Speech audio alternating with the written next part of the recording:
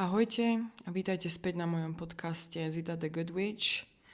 A dnes sa budem venovať téme Mám dieťa s muslimom. Budem hovoriť od srdca a z hlavy, pretože tak je to najlepšie, keď človek hovorí o skúsenosti, ktorá ho veľmi zmenila, dá sa povedať, že aj poznačila, ale aj veľa naučila. A keďže som jedna z mála na Slovensku, ktorá má túto skúsenosť a možno jediná, ktorá má, keď poviem jediná, ja nepreháňam, možno sa ešte nejaká nájde, ale jediná, štatisticky si myslím, že som jediná, ktorá má skúsenosť, ktorá naozaj je jedinečná. A dostane sa k tomu prečo. A preto som sa ale hlavne preto, že je jedinečná v určitom slova zmysle, tak som sa rozhodla, že to zverejním, pretože som si tak hovorila, že keď som ja hľadala na internete ženy, ktoré majú podobnú skúsenosť, tak po slovensky som nenašla absolútne nič. Našla som tam nejaké slovenské videá po slovensky na YouTube, kde sa odkrývajú nejaké zvláštnosti alebo veci ohľadne islámu alebo vzťahov s muslimským mužom, ale nič konkrétne, a myslím si, že je to hlavne pretože za prvé sa to nerobí na Slovensku, takéto nejaké videá, podcasty, a za druhé ženy sa boja hovoriť verejne o podobných skúsenostiach, pretože ženy sa naozaj boja mužov. A tomu sa môžem venovať v inom dieli, ale dnes sa budem venovať teda konkrétne mojej skúsenosti s otcom môjho dieťaťa, ktorý je africký muslim. Takže zaprvé ja by som určite podotkla, že je veľmi dôležité pozerať sa aj na kultúru, z ktorej muž pochádza, pretože my sme tu na Slovensku skôr zvyknutí počuť o príbehoch žien s arabskými moslimami alebo s severoafrickými moslimami, čo sú stále Arabi. A je to určite v určitom slova zmysle veľký rozdiel. Keď sa pozeráme aj na Európu, tak vidíme, aký sme my rozdielni od našich susedov, a keď ideme trošku ďalej, tak sme diametrálne rozdielni. Avšak veľa ľudí nevie, že ako Európania my máme stále veľa spoločného, ale to pochopia ľudia, ktorí žili na iných kontinentoch. Takže v prvom rade chcem podotknúť naozaj, že je veľmi dôležité pozerať sa aj na tú kultúru, pretože tá kultúra tiež tvorí toho človeka, toho moslima, do veľkej miery. Ale je tam veľmi zaujímavá vec, napríklad čo sa týka môjho prípadu, že vlastne otec môjho dieťaťa pochádza z kultúry, ktorá je... Ja môžem hovoriť len z toho, čo viem. On sa na mňa často hnevá, že si myslím, že toho viem veľa, ale ja naozaj posudzujem z toho, čo vidím na ňom. Takže som chcela povedať, že tá jeho kultúra má veľa spoločného s islámom. Mnohoženstvo v jeho kultúre je akceptované. Takže ide to trošku tak ruka v ruke. Často mi hovoril, že je to skôr o tej kultúre ako o tom náboženstve, ale ja už dnes po niekoľkých rokoch, nie je to veľa rokov, nebudem konkrétna, ale po niekoľkých rokoch, čo ho poznám, tak ja viem, že ten islám tam do veľkej miery u neho prevláda, len on si to buď nechce priznať, alebo jednoducho som pre neho iba žena, ktorá rozpráva a jeho to absolútne nezaujíma, bude so mnou nesúhlasiť už len z toho princípu, že som žena. Takže pozeráme sa na tú kultúru. Potom sa pozrieme na tú našu kultúru. Lebo my na Slovensku máme kopec žien, ktoré sú pre muslimov veľmi ľahké koristi. Pretože keď porovnáme Slovensko so západnými krajinami, tak my tu vlastne ani nemáme aktívne známe feministky. Hej, my tu nemáme my sme naozaj skôr, by som povedala, ešte stále, keď sa to mení, my tu máme naozaj mentalitu, ktorá je bližšia muslimskej mentalite ako nejakej západnej mentalite. Keď by ste prišli do Francúzska, a toto mám z vlastnej skúsenosti, toto ja len tak ako nerozprávam, hej, že si to len myslím, tak by ste videli, ako francúzsky reagujú na mužov, keď ich urazia. To je proste, a to stačí malá urážka. Hej. Takže keď sa na to pozrieme, v akej kultúre my žijeme, tak ona vlastne nie je úplne diametrálne rozličná od tej muslimskej kultúry. A to znamená,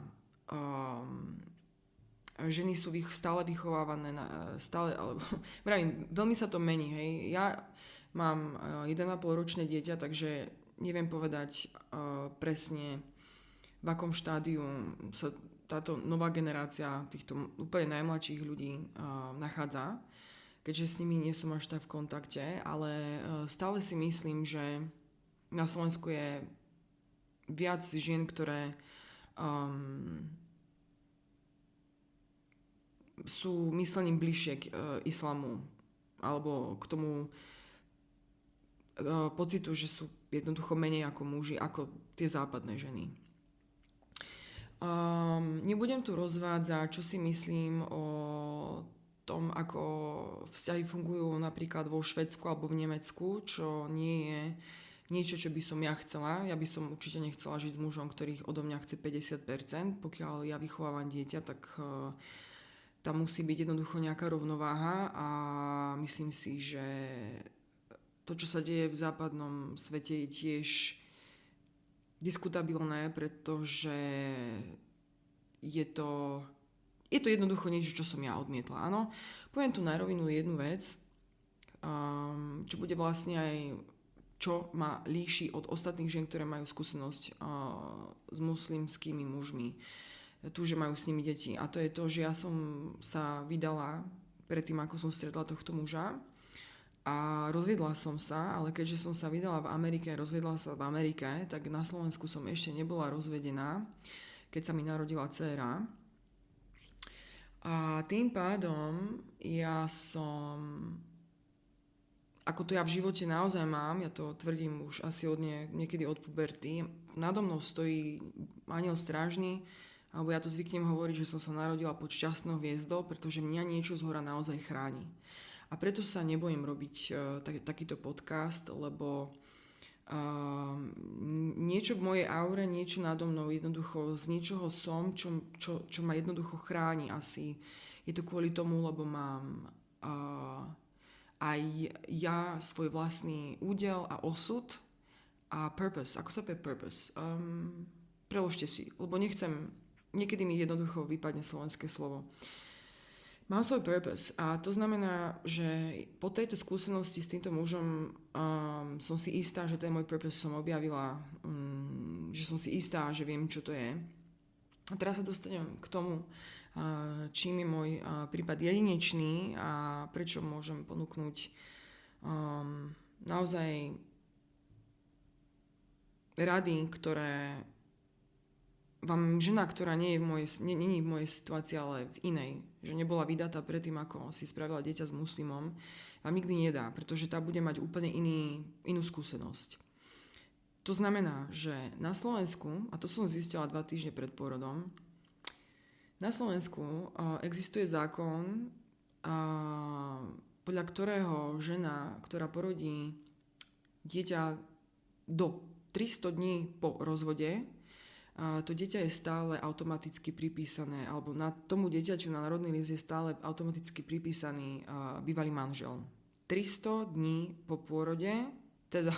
rozvode, 300 dní po rozvode, keď žena porodí, automaticky, nič s tým nemôžete spraviť, ide váš bývalý manžel na rodný list. Samozrejme, neskôr sa to môže vyriešiť súdom, a tak ďalej, hej, on to musí dieťa zaprieť a môže sa priznať nový otec. Zo začiatku som keď som sa to dozvedela, tak som nebola nešťastná, ale bola som rozrušená, nebola som nadšená a, ale zároveň som nevedela, čo mi to spôsobí. A k tomu sa dostanem, to je tá najzaujímavejšia časť.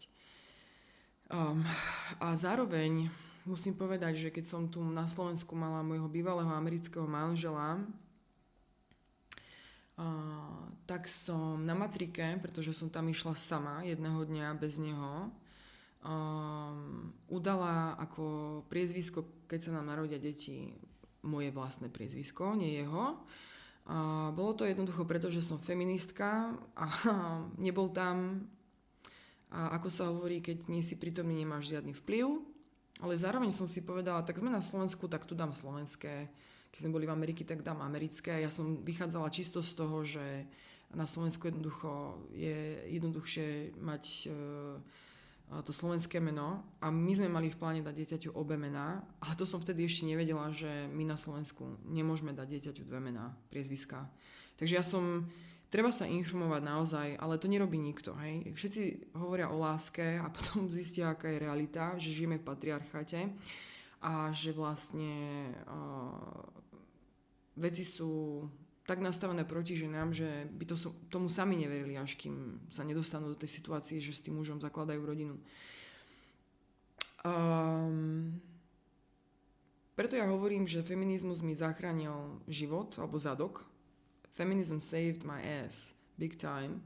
Pretože keby som v tom momente, keď som bola vtedy na matrike, povedala, napíšte tam môjho bývalého manžela, vtedy ešte manžela meno, tak moja dcéra, ktorú mám s iným mužom dnes, by mala meno môjho bývalého manžela. Čiže ešte raz, hej, je lepšie byť feministkou, chrániť samú seba a potom sa vám nestane takáto vec, že by ste mali dieťa s iným mužom a malo by meno bývalého manžela. To je naozaj niečo, čo by som ani ja v našej spoločnosti akože nevykryla, ani by som nechcela vykrývať. Nechcela by som chodiť medzi ľudí a vysvetľovať im, že moje dieťa, ktoré mám od iného muža, má meno po mojom bývalom manželovi. A ja to robiť nemusím, pretože ja som feministka a som to zariadila tak, aby som teda vždy myslela na seba. Ja nevravím, že nemyslím na toho muža, ale vždy myslím v prvom rade na seba a na svoju bezpečnosť. A raz, keď človek pochopí, že keď si žena zmení meno, tak musí zmeniť veľmi veľa dokumentov a pokiaľ sa tí ľudia rozídu, určite poznáte aj vy veľa žien, ktoré sa napríklad, doslova, že veľa žien, ktoré sa doslova, že dvakrát vydali a videli ste, ako si museli na tých sociálnych médiách meniť tie priezviská, vy vlastne už ani neviete, ktoré to je pôvodné. Pre mňa je toto aj niečo abnormálne, ja nechápem, prečo si ženy musia meniť tie priezviská, ale ženy sú tak hrozne, ja poviem, že hlúpe, aj keď teda je to misogíne odo mňa povedať to, ale hlúpe, alebo jednoducho neinformované a nie je to ich chyba, ale poviem to tak, že mňa tiež nikto nemusel informovať o tom, že sa mám chrániť vlastné práva a vlastne doplácajú na to takýmto spôsobom, že keď sa rozvedú, tak je tam kopec papierovačiek nad rámec toho rozvodu, lebo si musia to priezvisko meniť na každom. Čo priezvisko? Ešte aj podpis, hej? A to sú veci, ktoré ja neviem, prečo musíme robiť ženám. No, žijeme v patriarcháte. Dostanem sa teda spätne k tomu môjmu otcovi dieťaťa. Keď sa dozvedel, že teda nebude na rodnom liste, zúril. Hej? Nechcem, aby si niekto vysvetľoval,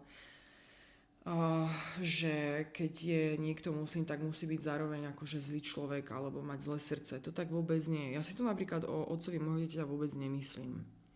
Dostanem sa k tomu. Chcem ale povedať, že zúril, pretože zistil, že má dieťa so ženou, ktoré jednoducho nie je oficiálne jeho. A tam sa vlastne všetko pre mňa začalo. Začalo to tým, že ma začal obviňovať, že je to moja vina. A tak sa to vlastne ťahalo až do tohto minulého týždňa. A to som si povedala v tom bode, že dosť. A mala som za ním ísť tento týždeň a povedala som si dosť. A pokiaľ ja vlastne tu rok a pol riešim s týmto človekom milión vecí a okrem toho toto, že je to vlastne podľa zákona dané, ja som s tým nemohla nič spraviť ani v pôrodnici, tak som si povedala, že jednoducho nebudem to ťahať ďalej s niekým, kto ma obviňuje z niečoho, čo som ja neurobila. To sa volá, že victim blaming. A pokiaľ on si to v tej hlave nevie zrovnať a za všetko som teda ja zodpovedná, tak som to teda vlastne ukončila a preto vlastne robím aj tento podcast, pretože som sa rozhodla, že budem ďalej bojovať za svoj vlastný život a moje vlastné práva a pokiaľ si niekto neváži, že som mu dala dieťa, že robím prvé a posledné, aby to dieťa bolo zdravé, krásne, teda krásne je genetika, ale šťastné a tak ďalej, ale dookola ma obviňuje z niečoho, čo som nezapríčinila, tak ja tam proste nevidím východisko. Tým, že vlastne nebol zapísaný do rodného listu, odmietol mi posielať akékoľvek peniaze s tým, že tie peniaze uvidíme až vtedy, keď on bude na rodnom liste. My sme si však dieťa neurobili vo zväzku, ani manželskom, ani partnerskom, ale jednoducho toto si nechám pre seba, lebo to bude jedného dňa počuť moja dcéra.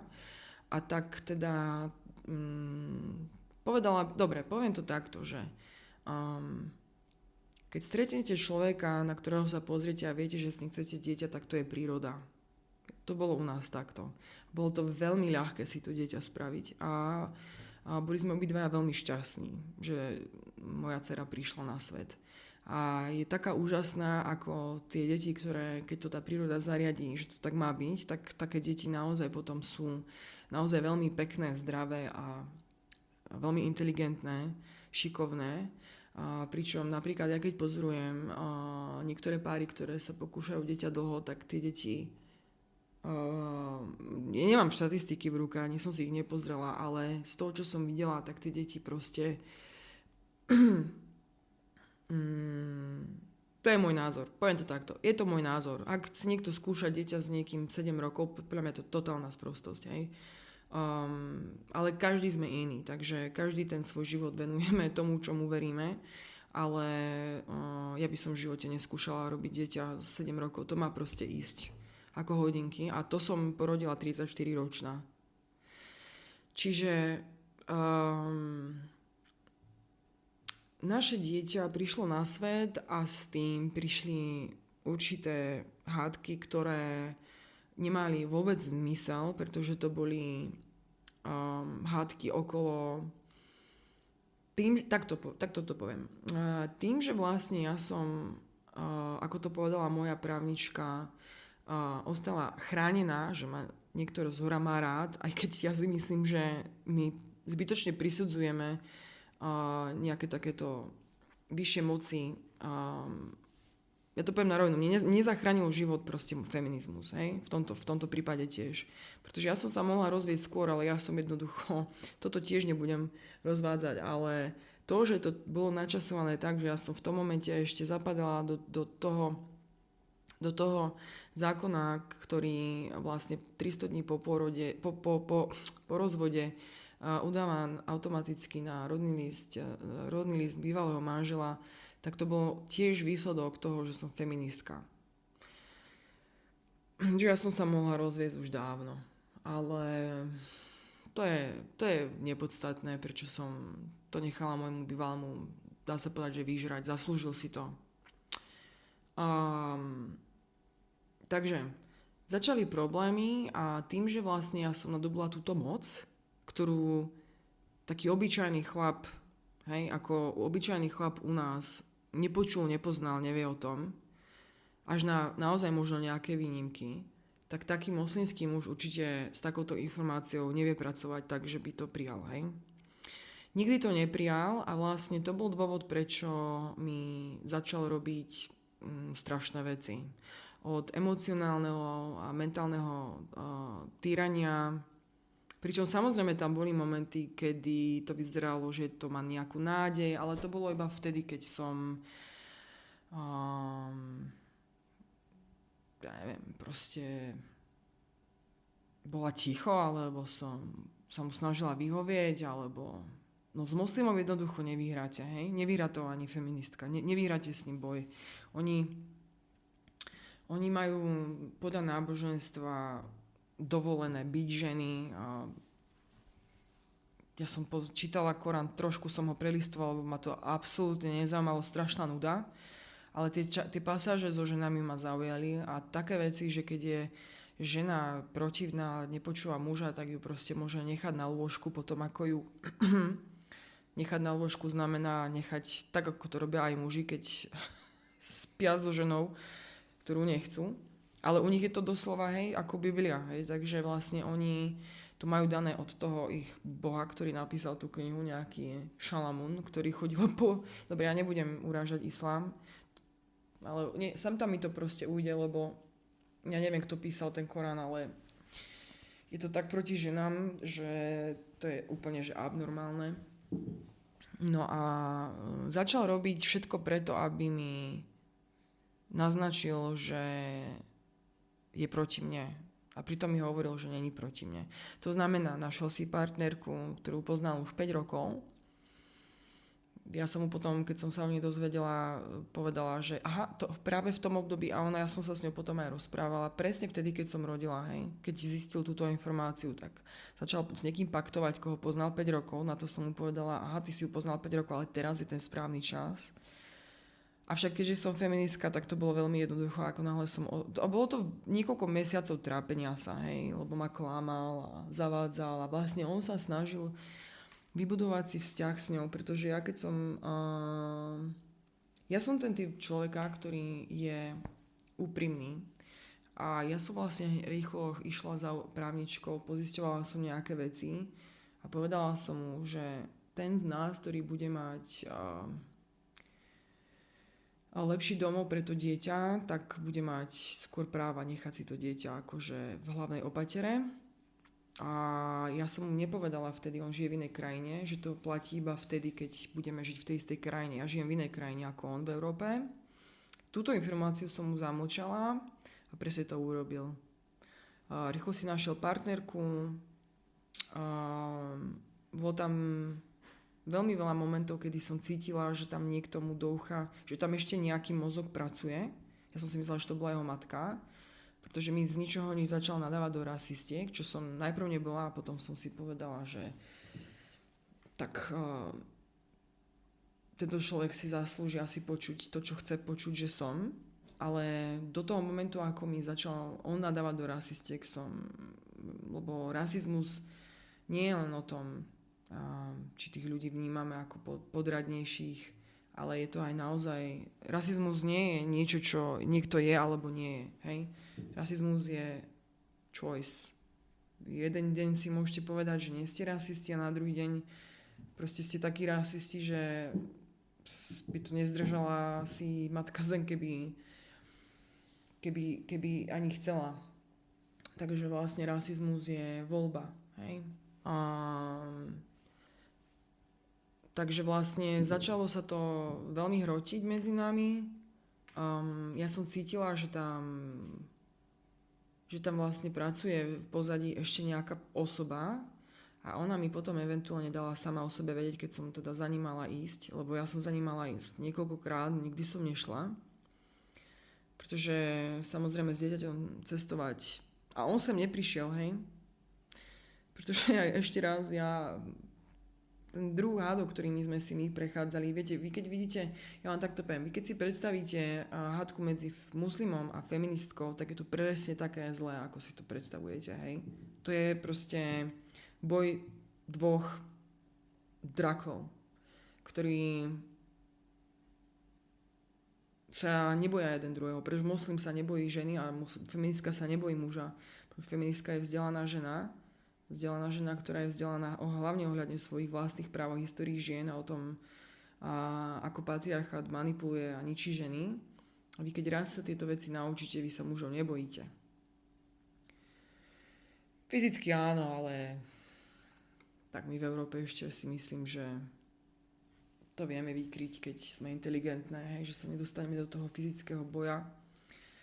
No a tak vlastne sme sa dostali k tomu, že on nikdy neprišiel, lebo mám iného muža na rodnom liste. Ja som mu na to povedala, že však ja ťa tam dám, začni sa správať ako otec, takto to pokračovalo až do minulého týždňa, keď som sa rozhodla, že to ukončím, pretože to je ako bojovať s veternými mlynmi. Nedokázal vstrebať to, že nemá práva na vlastnú dceru, ale ja som bola tá, ktorá mu dávala každý deň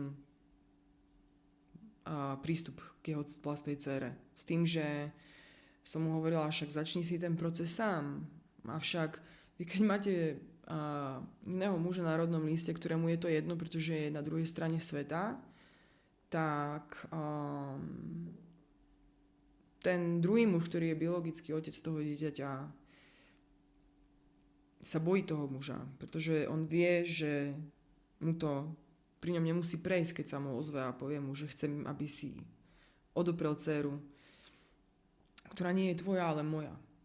A na tomto som dobre videla, že vlastne taký muslim sa bojí iného muža, hej. Môže byť muslim, ale jednoducho neviem, takto si to nejako vysvetľujem. Ja nepochopila som to dodnes, prečo ten proces nezačal sám. Ak ma chápete, tým chcem povedať, že pokiaľ ten bývalý manžel, ktorý je automaticky zapísaný na rodný list, nikdy nezaprie to dieťa, ten biologický otec nemá šancu dostať práva na to dieťa. Keby to tak bolo. V môjom prípade to tak nie je, že nechce.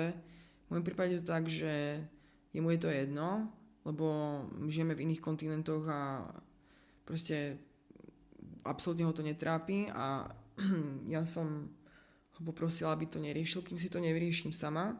Ale keby sa to stalo na Slovensku 2 Slovákom a príklad vám poviem, muž má ženu a tá žena otehotne s niekým iným, prizná sa a ten muž si povie, dobre, ja to dieťa vychovám, lebo ťa milujem a nebude to vychovať, tak jednoducho ten biologický otec, ktorý si spravil dieťa s vydatou ženou, nemá šancu. Takéto sú zákony, lebo my žijeme v patriarchate a takto je to nastavené.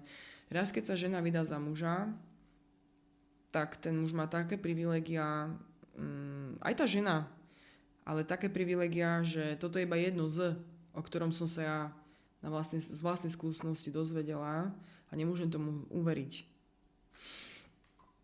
Takže chcela by som povedať, že nie je dobré súdiť ženy, ktoré sa zamilujú do muslimov, pretože láska je slepá. Ja som sa určite zaľúbila do tohto muža na začiatku a zároveň mi týkali biologické hodinky a zároveň som akoby nikdy nestretla, teda áno, ale možno práve preto, že mi týkali tie biologické hodinky prudko, tak som mala pocit, že som v živote nestretla muža, s ktorým by som chcela dieťa tak veľmi ako s ním.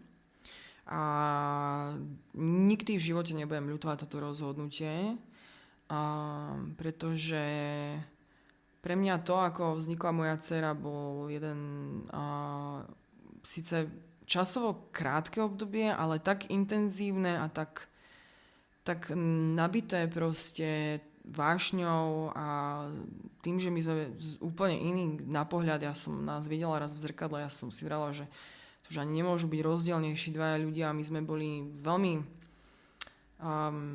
ako keby očarovaní jeden druhým a chcem sa dostať k tomu, že netreba súdiť ženy, ktoré sa zamilujú do muslimov, lebo jednu vec, čo myslím si, že veľa ľudí vie, ale možno nie až takto, že z prvej ruky, ono tí muslim... Ja si myslím, že niektoré Slovenky by možno aj pochodili dobre s takýmito mužmi, ale nie feministky, ako som ja. Pretože muslim vie byť veľmi dobrý. A mne vlastne on tiež hovoril dookola túto vec, že si mám vybrať. Buď bude tým najúžasnejším mužom, alebo tým najkrutejším mužom, že si mám vyberať. Ale to prvé zahŕňalo absolútnu submisívnosť a to neexistuje, hej. Pretože to zahŕňa aj polygamiu a tak ja neviem, ktorá žena, však myslím si, ja posledujem aj muslimské feministky. Muslimské feministky bojujú proti polygamii, hej, že to proste žiadna žena nechce. To robia len ženy, ktoré nemajú na výber a sú od narodenia k tomu vedené. To je absurdné, hej, že si to tu muži vydobíjajú, že chcú mať ešte nejaký hárem. To je fakt na mňa veľa. A nezahrňa to len to, ale absolútnu submisívnosť, hej, že vlastne... Ale to, prečo sa ženy zamilovávajú do týchto mužov, je to, že títo muži sú neuveriteľne maskulínni. To je proste... Ja keď som to videla, tak ja som myslela, že proste si dám ešte aj medzi oči kvet, hej. Tá feminínna energia zo mňa tak vychádzala, pretože on na začiatku bol tak maskulínny, tak neuveriteľne mužný a to je niečo naozaj neporovnateľné s našimi mužmi. A to sme vo východnej Európe, kde muži sú stále dosť maskulíni oproti západu. To sa nedá opísať, keď to žena zažije, hej, že... Ale už potom, keď si všimne, že vlastne nesmie nikde chodiť a po nejakej hodine vlastne v týchto krajinách, ako je Turecko, kde som to na vlastné oči videla, proste žena ani v jednom bare nie je, ak je moslimka, hej, že oni sú všetky doma poskrývané, tak toto už potom vlastne naše ženy nechcú, hej, takže, ale ako hovorím, myslím si, že podľa povahy si myslím, že niektoré Slovenky by na to pristali. A dokonca sú ženy, ktoré sú tak sexuálne otvorené, že by im nevadilo, že má pohlavný styk s inými ženami. Čiže ja verím tomu, že taká Slovenka môže byť kompatibilná s muslimom, ale neverím tomu, že muslim sa prispôsobí ako žene. To je ako keby ste žene povedali, že však nos vyholenú hlavu celý život, bude to tak lepšie. To je úplne to isté. To neexistuje. A tak vlastne sa ma snažil skrotiť, veľmi sa snažil, mnohými klamstvami, veľakrát si vymyslel, že sa ide ženiť, teda 2-krát, len aby ma dostal na určitú pozíciu. Teda chcem tým povedať, že sa ma snažil sa mi naozaj ublížiť natoľko, aby ma zlomil, lenže sa mu to nepodarilo, ani sa mu to nikdy nepodarí. A za to, že sa ma snažil zlomiť na tú extrémne submisívnu ženu, ja som neutekala jednoducho za tým bývalým manželom a nezačínala som ten proces toho odopierania jeho mena na tom rodnom liste. Pretože som tiež čakala, že sa dostaneme k nejakému kompromisu, ale k tomu kompromisu vôbec nedošlo. Práve naopak, situácia sa začala zhoršovať, ale samozrejme hovorím, títo muži sú tiež individuálni ľudia, takže jeden môže byť proste totálny sociopatický zabijak a druhý môže mať také dobré srdce, že však aj moslimovia sú rozdielní ľudia, hej, ale tento konkrétne môj prichádzal zároveň s veľmi ťažkou traumou z Afriky, nebudem tu rozvádzať jeho osobný život, ale tá kombinácia toho a s tým, že odmietal ako každý chlap mojich kamarátok na Slovensku, odkiaľ pochádzam, odmieta ísť ku psychologovi. Nedá sa pomôcť týmto mužom jednoducho, lebo oni nevidia tie traumy a ich ego, ja znova podotknem, aj na Slovensku sú takíto muži. Ich ego im nedovolí proste napraviť svoju... Oni jednoducho nepôjdu k tomu psychologovi a... Potom tá trauma sa manifestuje v tých situáciách, kedy sú vo vyhrotených situáciách a tam to veľmi vidieť a to, čo sa udialo medzi nami párkrát, ani nemôžem povedať, pretože je to tak osobná záležitosť, že myslím si, že to ani nemusím hovoriť, lebo každá žena a muž vedia, o čom hovorím, hej. To sú situácie, keď tá žena vlastne, ak je zaľúbená do toho muža, tak je ochotná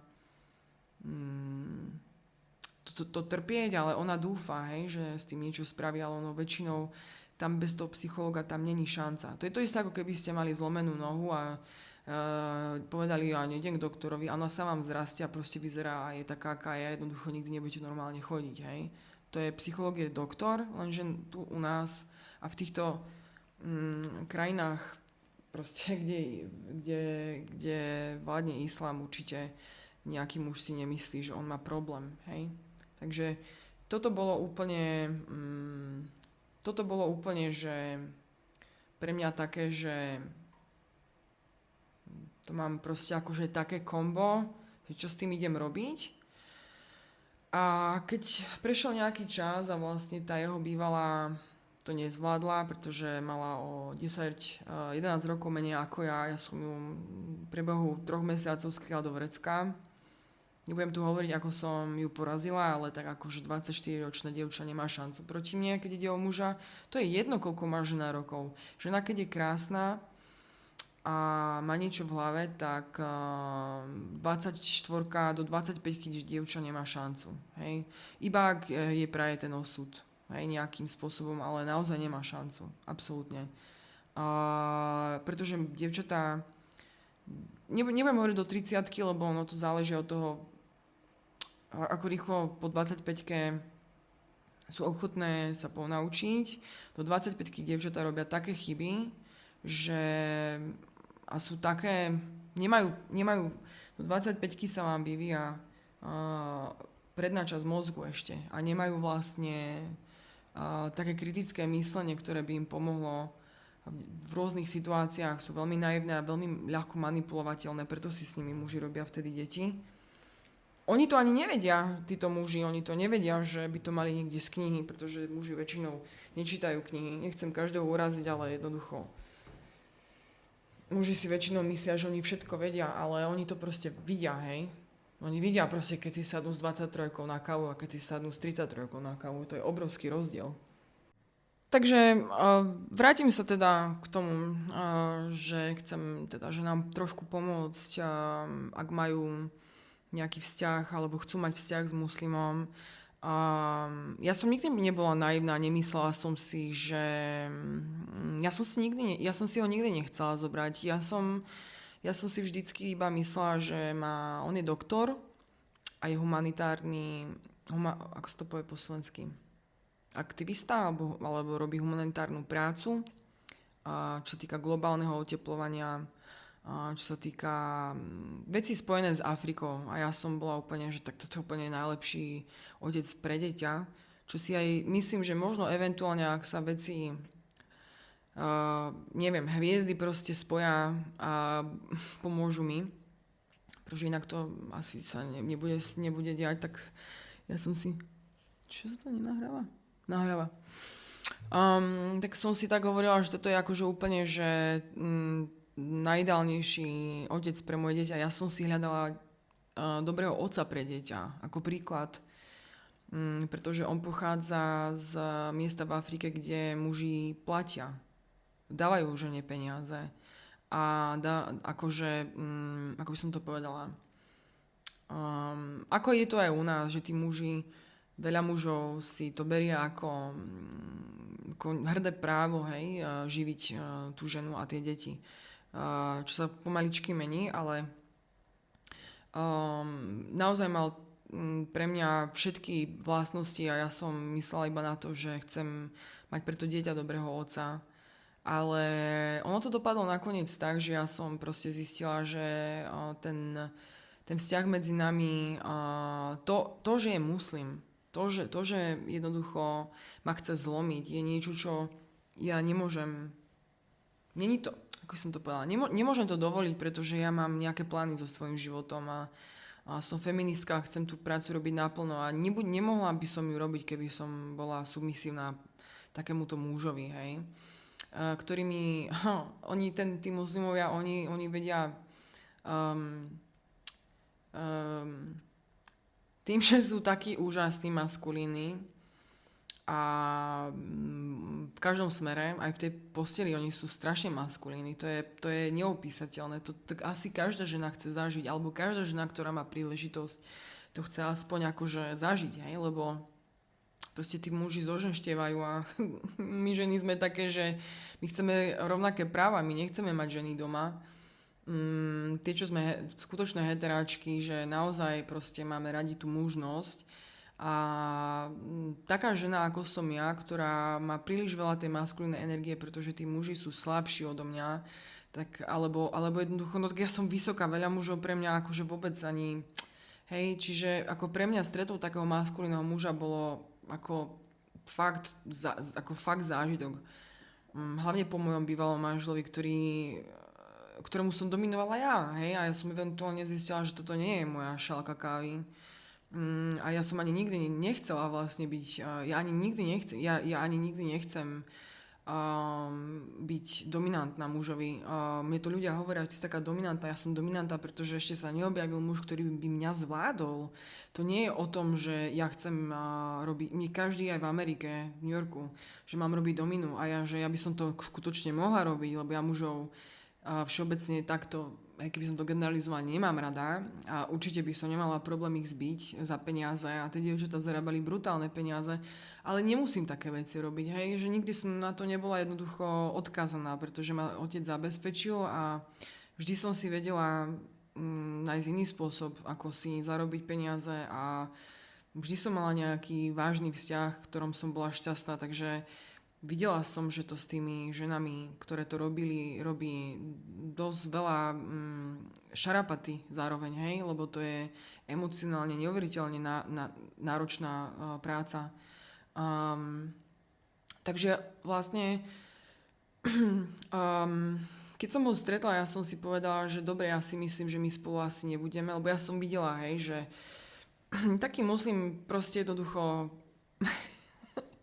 ako by som vám to povedala, takto. Keď sa obzrel za inou ženou, hej, tak tam proste taká nejaká konverzácia, ako je u nás na Slovensku. Prečo si to urobila? Nepozeraj sa, hádka, hej, a potom následne z toho tá žena niečo aj si ako vydobie, hej, že prestan to robiť. Muslim vám to nedovolí, hej. Ja som vedela, že to nemá zmysel.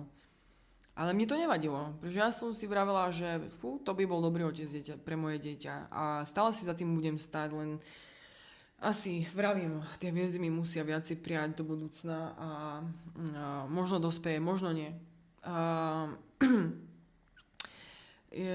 Je to také, že aj vy, keď ste s tým muslimským mužom, tak máte takú chuť proste to skúsiť, lebo my si veľakrát idealizujeme ľudí. My napríklad sa do niekoho zaľúbime alebo sme posadnutí niekým a nie sme s ním ani v kontakte, len ho tak vnímame okolo seba, že existuje a že sa nám páči a čakáme na vhodnú príležitosť. Potom toho človeka spoznáme a zistíme, že my sme si ho 3 roky idealizovali alebo mesiac idealizovali, že ten človek je úplne iný a my do tých vzťahov vchádzame s tým, že vlastne my časom zistíme, že je to niekto úplne iný a ten potenciál, ktorý v ňom vidíme a tú osobnosť, ktorú sme na toho človeka projektovali, lebo sme si ho v hlave idealizovali, neexistuje.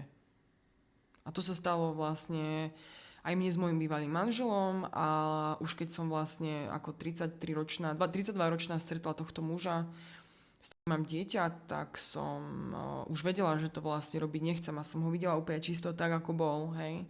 A som si povedala, že no, však budeš si musieť vyberať jedného muža skôr či neskôr, už ti týkajú biologické hodinky a keďže ja verím v lásku, aj v manželstvo, ale ja neverím mužom vôbec, tak som si povedala, že však nie je to jedno, či je muslim, alebo že z Afriky, alebo je zo Slovenska, aspoň ťa nebude brezne naháňať proste, ako to robia niektorí muži, keď sa s nimi ženy rozídu, hej, že nebudem ho mať za chrbtom. A preto som spokojná, hej, v tomto bode môjho života, ale ja, keby som na tom mojom rodnom liste môjho dieťaťa nemala môjho bývalého manžela, tak ja by som skončila veľmi zle. Skončila by som veľmi zle a preto chcem vám ženám povedať, vyskúšajte si to, majte sex s muslimami, choďte s nimi, chodievajte s nimi, ale nerobte si s nimi deti, pretože ak vás nebude môcť takto zázračným spôsobom, ako to povedala moja právnička, že 100 000 žien minimálne na Slovensku by so mnou menili situáciu lusknutím prsta, pretože tie, ktoré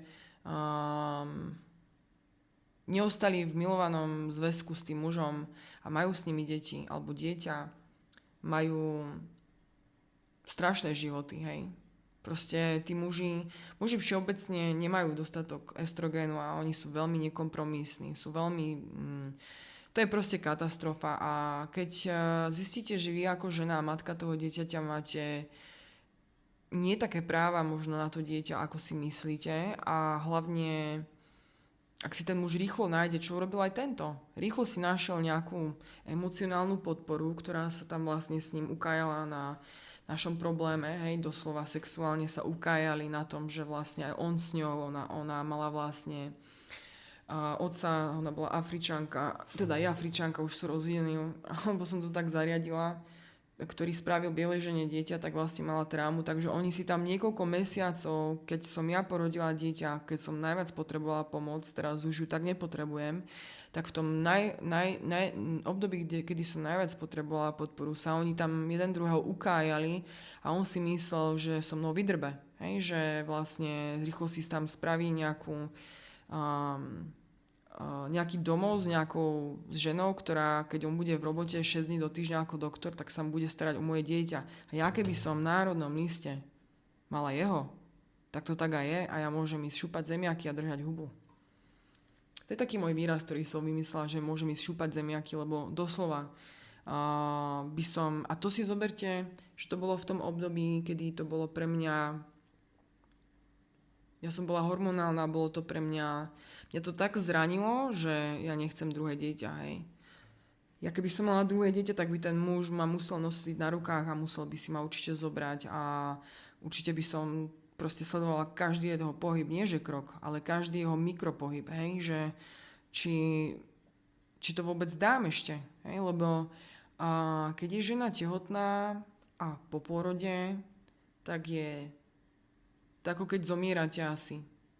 To ste tak neuveriteľne precitliveli a tak veľmi potrebujete podporu a pomoc a lásku a nehu, priateľstvo a pekné slova, že to, čo som si prežila ja, neprajem nikomu. A možno ma to spravilo o to silnejšou a môžem pomôcť iným ženám, ale mňa to tak strašne poznačilo, že je to neodpustiteľné, ja mu to neviem odpustiť, hej. A preto vlastne po nejakom čase, keď tie veci neustávali, tie hádky neustávali a vlastne naďalej prinášal dôvody, prečo ja som, aj keď som bojovala za to, aby moja dcera mala otca, tak pre mňa už to, čo mi spravil na začiatku tých prvých mesiacov, bolo dosť, hej, že to bolo absolútne neodpustiteľné. A potom, keď sa to všetko roztrhlo, a toto vám spraví, musím, len aj iný chlap, ale toto môžete čakať, hej, že spravíte si s muslimom dieťa, dáte ho národný list a pokiaľ nebudete 100% submisívna, to znamená, že on vám dokonca povie, kedy mu môžete volať, kedy nie, tak...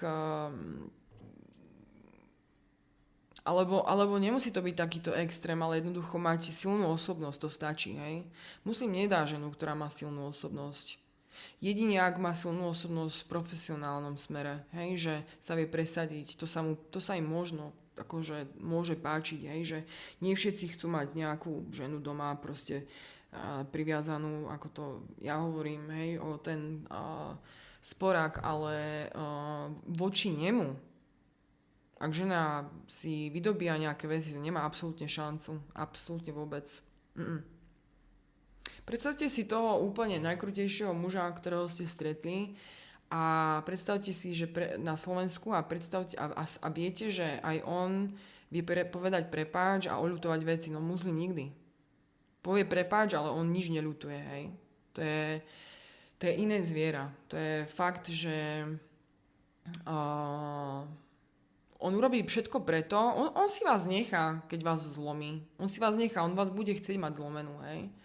Jemu sa to bude páčiť, že ste zlomená, ale to je miesto, na ktorom žiadna žena nechce byť, hej. Že to je, ten muž, keď vás nemiluje, ale vás chce zlomiť, čo robia aj Slováci Slovenkám, ale v tomto prípade vás zlomí tak, že ako... Fakt nemá problém vám to dieťa zobrať, ak tam proste zlomená jednoducho, plačete, neviete byť. Hej, on si to potom spojí z toho Koránu, že ste psychicky labilná a podľa Koránu vlastne žena, ktorá je psychicky labilná, nesmie vychovávať deti. Hej, čiže dajú hneď matke. To je podľa Koránu, hej, že jednoducho ona keď jednoducho sa není ticho a není proste, ako sa to povie po slovensky, collected, hej, jednoducho proste ako keby, že má všetko pohromade. Ona môže byť vyprahnutá, ona môže byť dobičovaná, hej, vo vnútri, môže byť úplne roztrhaná na Frankfurtce, ale navonok je stále reprezentatívna, ticho a proste poslucha. On si vás nechá, hej, ale kto chce byť tou ženou, keď nemusí, no tak ja určite nie. No a tak som si povedala, že OK, dobre, zvládli sme túto jednu etapu, s dievčaťom sa rozišiel, dievčato ona sa vlastne za ním ešte aj presťahovala, zlomilo jej srdce, ja som to všetko sledovala, pretože má YouTube channel a ona tam proste hlúpa dáva úplne všetko. Poviem hlúpa, pretože je to nebezpečné ukazovať, kde býva človek, kadeľ chodí, sa pohybuje, ale tak OK. Mladá baba nemá ani 25, alebo teda vlastne mala akurát v tento rok 25, takže sa jej ten predný mozog akurát tak možno dorástol a teraz možno začne uvažovať viacej s tým kritickým myslením, čo sa týka jeho osobného života. A povedala som si, OK, tak toto sme teda dali a teraz ja som si tak hovorila, že dúfam, že sa ponaučil a pochopí, že teda ja mám jediná ako oficiálne práva k dcere a stále som tu a dokážem sa cez to preniesť. Ešte raz, my sme neboli vo vzťahu a ani som nechcela byť s ním vo vzťahu. Zaľúbená som do neho bola, ale ja už vlastne som tak pokročilá feministka, že ja vlastne dokážem oddeliť moju bezpečnosť a potreby a to, čo v živote chcem dokázať od toho, keď som zamilovaná. Hej, zamilovaní môžete byť. Vy vlastne môžete byť zamilovaní do niekoho a ani sa s ním nerozprávať. Hej. Môže sa vám niekto, jednoducho, nemusíte sa tomu odávať a zdať sa všetkého a presťahovať sa kvôli tomu mužovi. To je totálna sprostosť.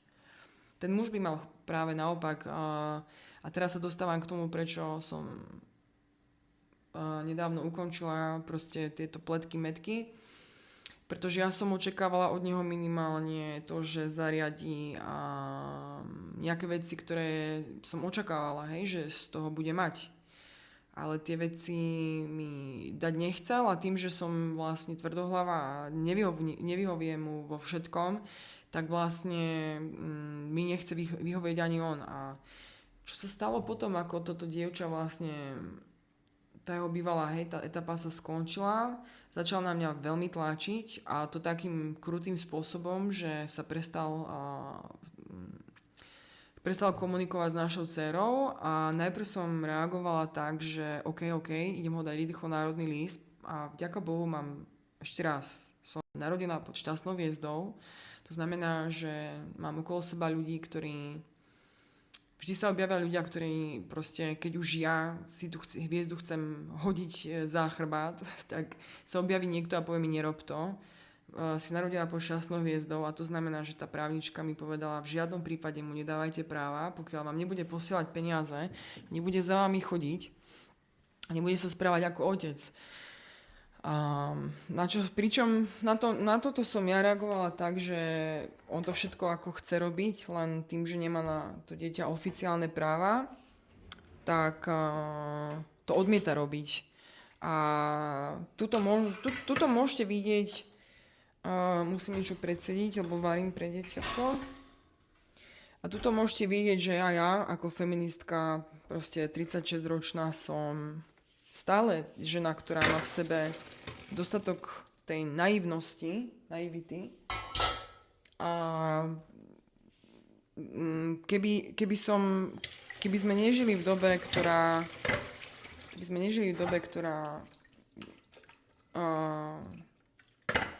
už vlastne, v ktorej už vlastne žije viacej žien, ktoré chcú pomôcť iným ženám, ako tá moja právnička a nezachránila by ma predtým, aby som ho dala na rodný list, tak on by na tom rodnom liste bol a ja by som teraz vlastne si nevydobila nič a ešte možno by som dopadla horšie ako a možno nie, lebo kto vie, ja sa to nikdy nedozviem, hej, pretože on nie je zlý človek, hej, len on to berie tak, že pokiaľ nie je na rodnom liste, tak vlastne nemá žiadne práva na vlastnú dceru a to znamená, že nie je otec. Pričom, ako ja to chápem, ale zároveň mi právnička vysvetlila, že videla 1000 prípadov a sú to aj Slováci, aj zahraniční muži a tí, ktorí naozaj chcú, a síce toto je taký ojedinelý prípad, tento môj, ale tak za tým dieťaťom jednoducho chodia a dokazujú, že sú tým otcom. Ale pre takého muslima je to, poviem vám úprimne, to, že ho premohla žena, aj keď som to urobila tak povediať nechcene a potom som to neskôr využíval vo svoj prospech, to je pre neho absolútna potupa. Čiže on sa cez to nepreniesol.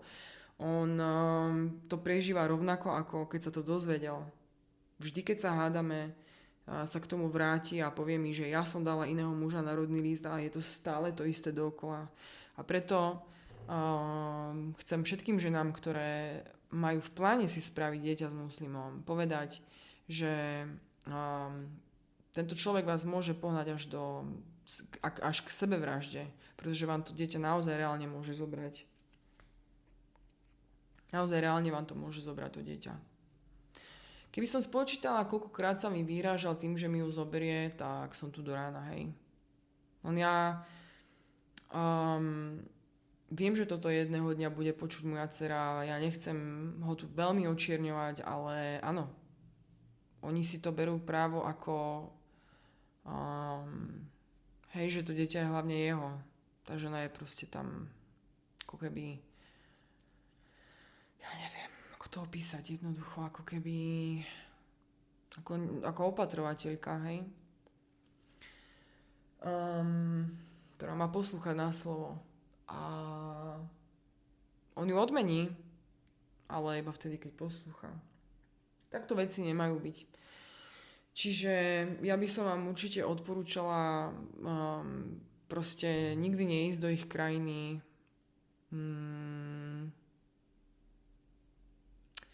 Ak máte takú obrovskú túžbu, proste, že sa vám ten muslimský muž naozaj veľmi páči, tak si to skúste vo vlastnej krajine alebo proste v tej krajine, kde neprevláda ten islám, hlavne nie jeho vlastnej, pretože mi niekoľkokrát povedal, že mu môžem dieťa doniesť. Ja som toto v živote nepočula. Že doniesť mi ju však a budeš mať pokoj. A ja, že preboha. Hej, že sa mi mozog zastavoval veľakrát, keď som počula, čo povedal. Pretože pre ňoho, keď sa mu ja ako matka jeho dieťaťa sťažujem, že je to na mňa veľa samu, tak on mi povie, tak mi ju donies. Hej? Že proste to je absurdné. A to je proste výsledok toho, že keď oni vidia doma, že tie ženy rodia proste, ja neviem, 5-10 detí, doslova. A prídu sem do Európy a počujú ženu na jedno dieťa sa sťažujú, že je to veľa, tak oni vás vnímajú úplne inak, ako to vnímate vy. A hlavne vám nikdy nemôžu rozumieť, pretože nikdy to dieťa nevynosia, neporodia a neprejdú si to bolesťou a nevedia, čo to je 24/7 byť s dieťaťom. A poviem vám úprimne, že tá žena jednoducho to nie je, že tá žena je blázon alebo má nejakú schýzu alebo psychózu alebo niečo, ale keď ten muž ju nepodporuje v tomto veľmi zraniteľnom období, tak ona jednoducho je tam ten nervový systém zlyháva. Hej, to ako keby ste boli totálne prepracovaní. Ten šéf by vám nedával peniaze a ešte by vám nadával, však to položí každého, hej? Lebo to je práca, vychovávať dieťa je práca. Práca v zmysle to je proste niečo, čo nemôžete položiť a odložiť, to je niečo, čo musíte robiť. A pokiaľ za to nie ste ocenené, tak ako hovorím, pokiaľ nie ste rozhodnuté, že chcete konvertovať a že sa nechcete takto. Žena, ktorá si prečíta Korán a zájde do tej krajiny s tým mužom, vyhovuje jej to, hej, možno je z nejakých rodinných pomerov, alebo je sirota a dokáže proste sa vyrovnať s poligamiou, to znamená, že ten muž má manželky, ale muslimovia spia s kým chcú. Oni majú manželky, ale oni spia so všetkými ženami, s ktorými chcú. Tam neexistuje, že ako on si, znova poviem, určite to individuálne, ale už keď k tomu dôjde, že ten muž spáva s inými ženami, tak tá žena s tým nič neurobí, hej. Keď sa rozhodne, že chce byť verný, bude verný. Keď nie, tak ona s tým nespraví absolútne nič. A ešte sa na ňu bude pozerať, že nestačí ti, hej. Takže je to taký extrém toho, čo... Predstavte si ten extrém na Slovensku a stonásobte si to, hej, že je to proste tak, že ten muslimský muž sa nehanbí za to. Jednoducho sa nehanbí. Normálne vám poviem na rovinu, že mi povedal, je za to nemožné, že ma ženy chcú, hej, že to ja úplne, že to sa nedá proste. Slovák to buď tají, alebo sa za to hanbí, alebo sa za to ospravedlní, alebo to prestane robiť, alebo to robí potajomky, alebo proste, ja neviem, ale muslim vám na rovinu povie, že tak ma chcú ženy, tak čo? Akože úplne mu je to jedno. Jemu je úplne jedno, či tá žena, ktorá s ním je a s ktorou má rodinu, ho ľúbi alebo je zlomená. Mu stačí to, že je tam, kde ju chce mať. Hej? Tak ako aj naši muži veľakrát, ale zostonásobte si to s tým, že tam nie je žiadna hanba za to. A to je niečo, čo ja si myslím väčšina Sloveniek nedá. Takže naozaj, ak si chcete spraviť s muslimom dieťa, tak sa pripravte na to, že pokiaľ budete protirečiť, nesúhlasiť, tak on vám to dieťa zoberie. Pretože pre ňo je to úplne samozrejme. Hej? Lebo tam vy nemáte čo do toho. Ale ja vám poviem, že ja si myslím, že ženy vo svojej hĺbke chcú byť tie submisívne, ale chcú byť s mužmi, ktorí sú im verní a ktorí ich milujú. A ja to mám tak, hej, že kto by nechcel sa starať, ja by som takisto chcela mať 5 detí, ale ja potrebujem, aby ten muž ma miloval a bol mi verný. Ale že tým, že to tak nie je a nemáme rovnaké práva a musíme začať zarábať, aby sme mohli byť samostatné, aby nás tí muži už prestali emocionálne týrať, tak ani ja to neurobím, hej. Preto klesá počet žien vo svete všeobecne, ktoré majú deti. Proste klesá, hej. Jednoducho ženy už ani deti nechcú. A je to kvôli mužom. Nie je to preto, že chcú kariéru, je to preto, lebo oni už nechcú trpieť to, čo muži si myslia, že môžu tým ženám robiť. Čiže ak chcete mať dieťa s muslimom a nie ste vydaté a nemôžete sa takýmto spôsobom, ako som to ja nevedela, ale teraz keď to viete, ochrániť, tak ja by som do toho určite nešla. Pretože vy skočíte úplne psychotické, úplne sa budete chcieť proste hodiť pod vlak, ak vám bude hovoriť, že buď budeš robiť to, čo ti poviem, alebo ti zoberiem dieťa, tak väčšina žien si nechce nechať zobrať dieťa. Hej? Takže veľký pozor na toto, ale zároveň stále poviem, že pre tie ženy, ktoré nemajú problém s tým konvertovať, nemajú problém s tou kultúrou, s tým náboženstvom, s mnohoženstvom, byť 100% submisívne, tak môžu byť naozaj šťastné, si myslím. Takisto ako tie muslimky, ktoré možno, keď majú šťastie na dobrých chlapov, tak sú šťastné, hej. A ja tomu naozaj verím, že môžu byť šťastné, ale neviem o žiadnej, hej. Ale ja nemám skadiaľ, pretože ich veľa nepoznám. A nežijeme v krajine, ktorá by mala proste... Tu nie sú skoro žiadni moslimskí ľudia, takže vlastne my ani nemáme skadiaľ vedieť, hej, že či takéto ženy môžu byť šťastné, ale ja si osobne myslím, že pretože to vidím, hej, z tejto mojej vlastnej skúsenosti, že keď som k nemu milá a dobrá, tak mi to vždy opetuje. Ale tie konflikty vznikajú na základe toho, že proste si robí, čo chce a nemáme... Jednoducho to tak nemá byť, hej. A keď som mu navrhla, že teda môžeme vychovávať dieťa v rovnakom meste a teda ja si nájdem partnera a budeme proste mať striedavú starostlivosť, alebo teda bude u mňa, ale bude tam aspoň fyzicky viac, tak s tým nesúhlasil, lebo sa mu nepáči, že chcem mať iného muža. Povedal mi, že môžem byť jeho tajná ako rodina, hej, že proste si nájde nejakú mladú, ktorú zmanipuluje, to som tak s vlastnými slovami povedala. Ona o mne nebude vedieť a on mi toto reálne navrhol, ako, že takto to môžeme urobiť a budem za ním chodiť každé 2 mesiace a ja, že ty si myslíš, že ja som akože tak zúfalá alebo tak nízko, že ja toto ako potrebujem, toto chodiť za niekým, ja potrebujem reálne pomoc a keď chceš mať inú ženu, teraz, keď máme dieťa, tak si nájdem iného muža, ale to samozrejme sa mu nepáči, takže ja som to uzavrela a povedala som si, ten čas, čo môžem investovať, čo som chcela investovať do tohto, budem jednoducho investovať do iného muža. Pretože čas a peniaze nie sú niečo, čo môžem vyrobiť, keď spím a ja toho času veľa nemám pri dieťati, hej. Čiže ja to neviem rozdeliť jednoducho sa to nedá. Tak som si povedala, že OK, doteraz mi neposlal peniaze, nútil ma, hej, drastickým spôsobom, tým, že vlastne zanedbával malú a tým mi dokázal, že vlastne to ego, to muslimské ego ešte, hej, deto, to chlapské ego na to muslimské, hej, chlapské ego deto, toho, čo my tu na Slovensku poznáme, je niečo, čo mne sa absolútne hnusí a ma vlastne už ani nezaujíma, hej.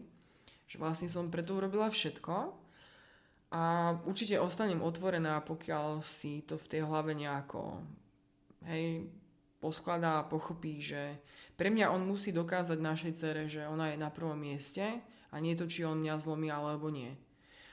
A pokiaľ to sa nestane, tak ja si myslím, že my ženy nemusíme sa nechať zlomiť, aby sme tým deťom zaručili, že majú otcov, ktorí sú schopní proste jebať iné ženy, keď majú malé bábätko, hej. Toto je niečo nechutné. A čo som mu dokázala odpustiť, lebo si vrajím, neboli sme vo vzťahu, je mladý, je odo mňa o 8 rokov mladší, ale čo je veľa, to je veľa.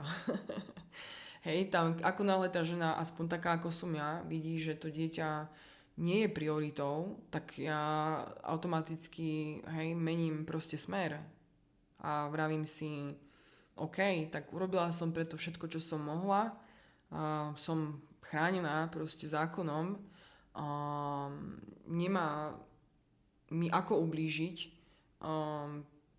inak ako proste slovne, hej, ak mu zodvihnem telefón, nemá dosah cez tie zákony, cez ktoré si chlapi vynútili patriarchát, hej, to sú tie zákony, ktoré ženy ničia. To není ani tak vlastne len ten muž v tej domácnosti, že sa pozrie na ženu a povie niečo a zlomí ju, hej, lebo je proste, má toľko testosterónu, že jednoducho necíti tam ani ľútosť tej ženy, hlavne aby dosiahol to svoje, tak ešte popri tom ešte aj tie zákony sú na strane mužov, preto vlastne existujú feministky, pretože bojujú za tie práva a tie práva sú vlastne hlavne tie zákony a tak ďalej a tak ďalej. Porozmýšľam, či by som ešte urobila na túto tému niečo. Možno som tu nespomenula všetko, ale nechcela som úplne doslova používať nejaké konkrétne príklady z mojej skúsenosti, pretože dôležité je, aby ženy počúvali ženy, ktoré sú v rovnakej situácii alebo about to be, aby počúvali tie ženy, ktoré si tým už prešli, hej, lebo ten islám nie je sranda. A ja vám tu priznávam, tak ako som, že aj ja s mojím vzdelaním som skoro dopadla veľmi zle. Veľmi zle. A možno nie, možno by som musela proste byť zlomená, robiť čo chce, aby som si udržala tú dceru v živote, ale ja som proste tak šťastná, že to nie je môj prípad a neverte im, nerobte si s nimi deti, oni vás budú lanariť, oni sú veľmi ako by som to povedala, rýchli. Oni sú veľmi rýchli v rozhodovaní. Oni vidia, chcú, idú si za tým. Hej, to nie ako u nás väčšina mužov, že ja neviem, ako by som to povedala. Muslim, keď si ide za niečím, tak je to rýchlo. Hej. Takže vy, kým sa spamätáte, ale veľa mužov to tak robí, ale vy, kým sa spamätáte, tak už môže byť naozaj neskoro. A preto vám hovorím, vyskúšajte si najprv bez sobáša, bez detí, čo to je mať tú skúsenosť s tým muslimským mužom. A až po nej, a až potom, ako to spracujete, ako to preberiete so známymi, ako prejde nejaký čas, si ich berte za mužov, alebo si s nimi robte deti. Hej? Toto je moja rada z mojej vlastnej skúsenosti. Toto by som urobila, ale našťastie šťastie stálo na mojej strane, takže sa cítim ako víťaz, aj keď mali by sme byť dvaja víťazi, to dieťa potrebuje obidvoch rodičov, ale určite nie. Pokiaľ jeden z tých rodičov je tá matka, ktorá je zlomená, toto určite ja nebudem nikdy zastávať. Určite nestojím za tými ženami, ktoré tvrdia, že len preto, aby malo dieťa otca, by sa mali nechať psychicky alebo emocionálne týrať. Určite nie. V tom prípade muži potrebujú dostať príručku. Hej? A v tom prípade je určite ľahšie vychovať dieťa sama, ako keby ste mali muža, ktorý vás ničí. Hej? Ochoriete, zbytočne skoro zomriete, to dieťa necháte tu a hej, ja to až takto beriem, ja až takto ďaleko rozmýšľam, hej, že tá žena vlastne musí myslieť na to vlastné zdravie, nielen mentálne, emocionálne, ale aj fyzické, lebo všetko je spolu prepojené. Takže vlastne však pozerali sme sa dosť veľa tisícročí na zlomené matky, ktoré robili to, čo chlap povie, lebo bol silnejší, tak teraz už máme nejaké tie práva, tak to využívajme a keď sme zvedavé, tak to skúšajme, ale dávajme si naozaj pozor na to, že na to, že s nami muži manipulujú, kým dosiahnu, čo chcú. A už keď vás majú tam, kde chcú, už je neskoro, hej. Takže tak, a ja budem musieť končiť. Dúfam, že toto niekomu naozaj pomôže hlavne, hej. Určite si to niekto pustí aj preto, lebo je zvedavý, ale ja dúfam, že teda toto niekomu hlavne pomôže. Lúčim sa s vami a počujeme sa na mojom ďalšom alebo v mojom ďalšom dieli. Pane Bože, pomôž mi. Ja som 4 roky na Slovensku, ja mám stále problém so slovenčinou a pritom je to môj materinský jazyk. Ja sa za to naozaj ospravedlňujem, alebo zniem ako dement sometimes. No to je strašné, ako ja rozprávam. To keby ste počuli, ako ja rozprávam s kamošmi. Ako sa ja rozprávam s kamošmi, to je proste slovenská angličtina, alebo slovensko-anglicky, hej. To je niečo hrozné. Avšak lúčim sa s vami a určite vyberiem veľmi zaujímavú tému aj na ďalší diel. Majte sa.